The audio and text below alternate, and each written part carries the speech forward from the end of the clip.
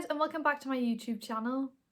If you're new here, you're very welcome. My name's Laura, and in this video I'm going to go through the verbal reasoning section of the UCAT in a lot more detail than in my last video, and hopefully give you guys some more guidance and advice on how to answer this section as well as possible. So first of all, what actually is the verbal reasoning section of the UCAT?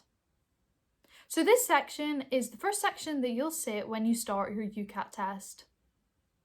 Quite often, most people will refer to this section as the English section of the UCAT. The idea behind this section of the UCAT is to assess your ability to read large volumes of text and pull out very relevant information from it. You'll be reading passages of about 200 to 300 words and then asked some simple questions based on the text that you've just read. This is easier said than done, as you're under quite a bit of time pressure and it can sometimes be quite an overwhelming piece of text to speed read through and pick up valuable information from. You'll be reading through these pieces of text and answering these questions, and a piece of text this size is roughly half a page.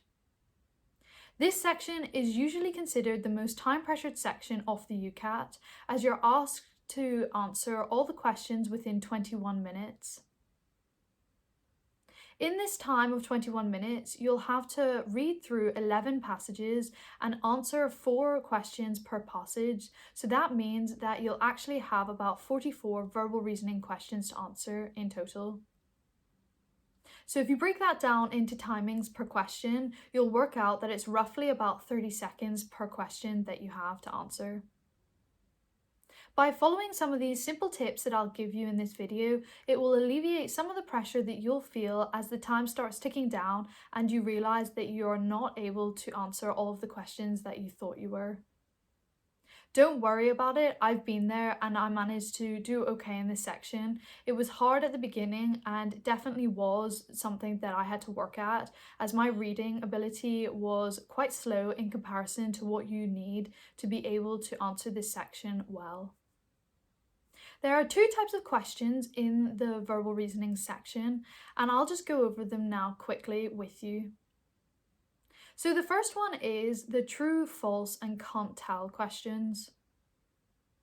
These questions are designed to see if you're able to pick out specific pieces of information and logically answer the questions that are asked.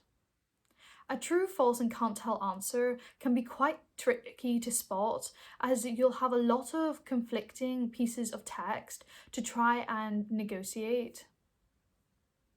So if you choose to answer true, this means that when you read the passage and then the question logically follows from the information you gathered from the passage. If the question doesn't follow this information logically and you don't think that it's an accurate statement, then you'll select the false answer. If you're selecting the can't tell answer, that means that there's no information in the text that logically follows the statement that you're being asked if it is true, false, or can't tell to. Don't worry if you are circling or clicking on a lot of the can't tell answers. This is totally normal and it is also totally valid as well. The next style of question that can be covered in the verbal reasoning section is called free text. So this basically means that they'll give you a statement or a question and they'll ask you to complete it with snippets of the passage that they give you. These questions are definitely more time pressured, in my opinion, than the true, false, and can't tell questions, as you're asked to read not only the passage of text, but also each of the 4 questions that potentially could be the correct answer. The simple idea behind the free text questions is basically that you are trying to read the information and see if you can pick up anything from the text that relates to the possible statement that they're asking you about. So basically, when answering the free text, you'll be looking through all the questions that they give you, and then you'll be going back to the previous passage and checking if they are actually accurate pieces of information. This can be quite difficult because they do give you a lot of contradicting pieces of text to read, and there can be parts of the text that you think fits when actually it doesn't quite. So you're really just looking through the paragraphs to find out which one applies best as a statement. So on to some of the scoring now. This section is usually the most poorly scored section of the UCAT. This is just because it's so time pressured and there's so much to think about, and also because it's your first section, you are always usually quite nervous. At least I was anyway. Most people say that to do well in the UCAT, you need to be scoring about 600 to 650 points in each section. In my opinion, in the verbal reasoning section, it is quite difficult to do this, and a score that's lower than 600 is actually perfectly accurate for this section. So in the year that I sat the UCAT, the verbal reasoning section actually had an average score of only 565 points. It doesn't matter though how you do in each section individually, the only thing that really matters is that overall you get a high enough score to get you into your chosen universities. To boost your points and to get a good score, make sure to check out the rest of the tips that I have in this video to help you score as well as possible and to keep the nerves at bay. So here are just a few tips that I think changed the way that I was able to answer the verbal reasoning section of the UCAT. So my first tip is not to read through the entire piece of text that you're given. This can be quite a tricky thing to get used to at first because in a lot of exams you're asked to read the questions over and over again to make sure that you don't miss out on key pieces of information. Unfortunately, you simply just don't have enough time to do this in the verbal reasoning section. My advice is to skim read through the text and find some key words that you think might link to the questions. So after skim reading through the big paragraph of text, I then suggest going straight to the questions and skim reading them as well. This will give you a good idea of what you're actually looking for from the text and to be able to pick out then the key words that the question is looking for.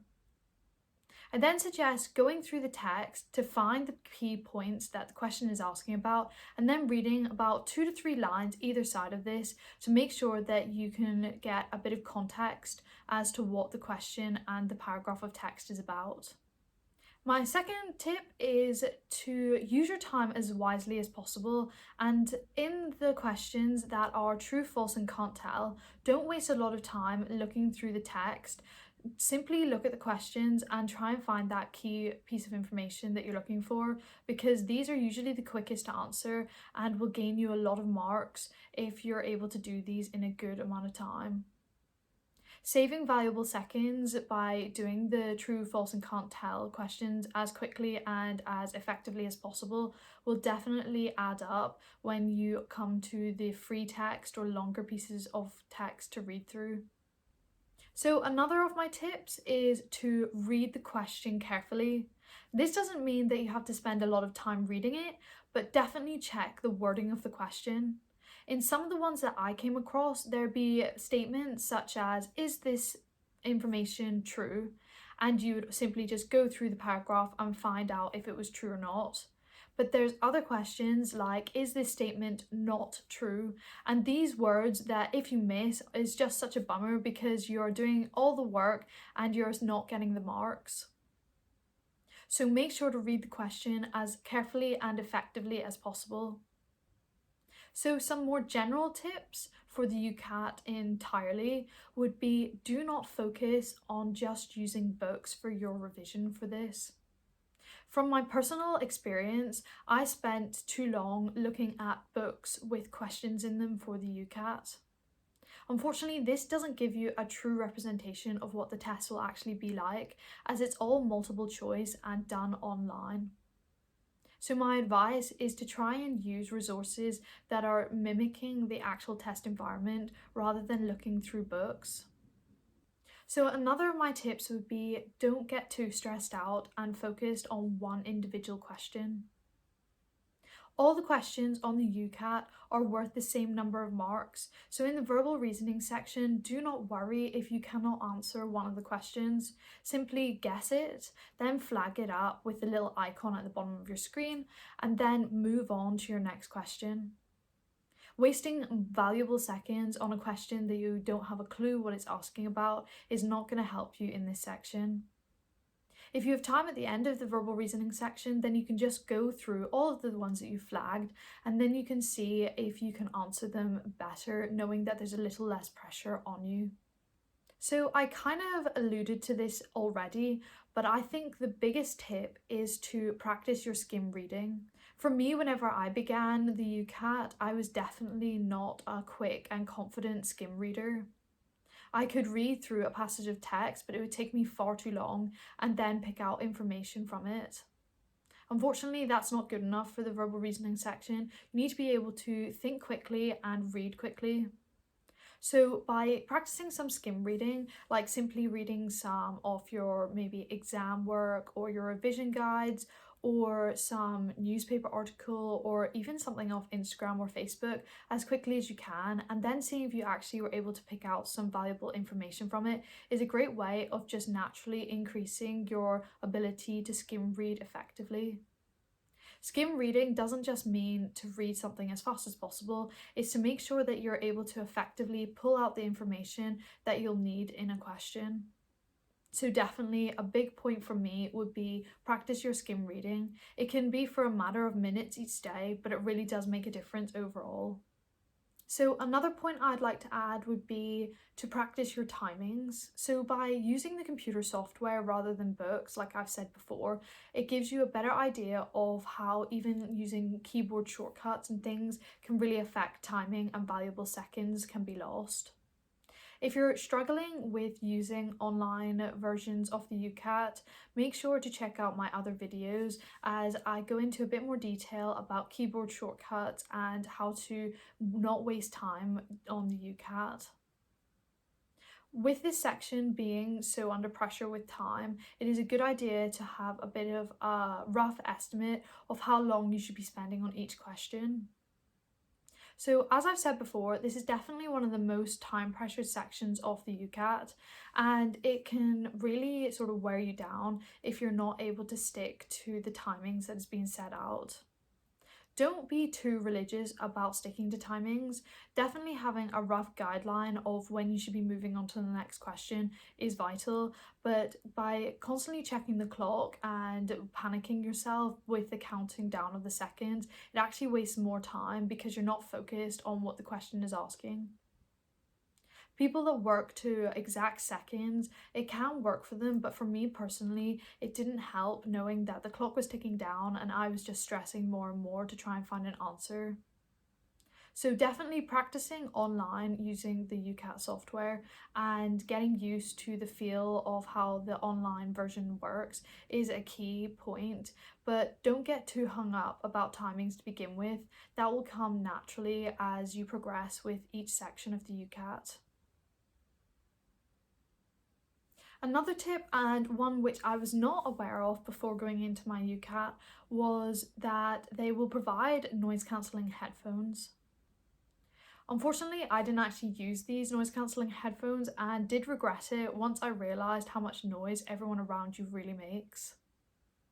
Whether it was from someone tapping the desk or moving mouses and clicking things, it definitely made such a difference to being distracted and not focused on each question like I should have been. When you start into each of the sections, you really don't have much time to start fumbling about and trying to put headphones on. So I actually went through the entire exam without doing this and really did regret it in the end. So another key piece of advice would be wear the headphones. So my final point is do not stress, and as much as it sounds cliche and like you've heard it probably multiple times before, it really is a key way of being able to focus on a question and to do well in this section. Time is against you, and by constantly monitoring things like the clock or what question you're on and where you should be, it really doesn't help, and it kind of just puts you off being able to focus and do well in that section. So some tips for avoiding stress would be to turn up to the centre that you're sitting your UCAT at on time, and to avoid like forgetting things like your documentation or any forms of ID that they'll need to see prior to you sitting the UCAT. All of these things, as well as going to the bathroom beforehand, having a good snack and a drink beforehand, all help sort of put you at your optimum and avoid you having panic and stress even before sitting the UCAT. Whenever you go in to sit the UCAT, the verbal reasoning section is the first, so make sure to take a deep breath and to just sort of have a bit of a game plan as you start. Don't sort of think about all the last minute pieces of info that you wish you had looked at, or people that you wish you had talked to beforehand. There's no point focusing on anything other than what you're just going to start into. So they were my key hints and tips that I gained from going through the UCAT myself, and things that I wish I had also been told before I had sat the UCAT. And I hope they've given you a bit of a clear pieces of advice to help you when you're doing your revision and whenever you go in to sit your own UCAT test. I hope all of those things helped you, and if you would like any more information, please get in touch with me via Instagram or simply leave a comment down below and I'll be sure to get in touch. If you liked that video, please go and give that a thumbs up down below, and please hit the subscribe button as well to keep up to date with all my new content and videos that I'll be posting to help you on your journey to sitting the UCAT and then on to study medicine. Thanks for watching and hit that subscribe button down below. Bye bye!